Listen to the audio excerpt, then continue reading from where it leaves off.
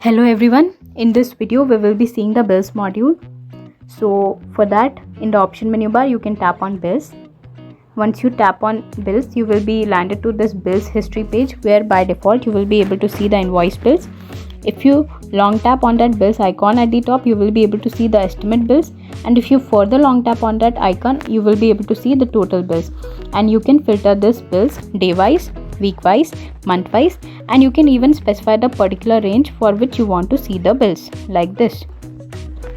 And here you also have an option to convert the estimate bills to invoice. You can just come to estimate bills and you can tap on that bill and you can just tap on invoice and you can change it to invoice like this.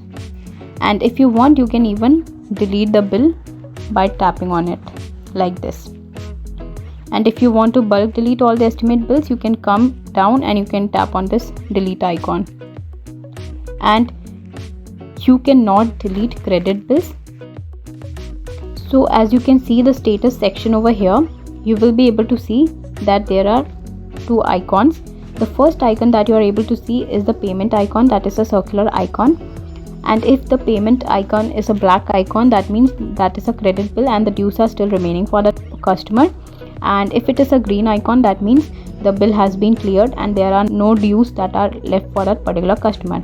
And you are also able to see the delivery icon beside that payment icon. So if it is a black icon, that means the order has not yet been delivered, and if it is a green icon, then that order has been delivered. And if you tap on that black delivery icon, you will be able to mark that bill as delivered by tapping on mark delivered. So this is all about bills. Thanks for watching this video.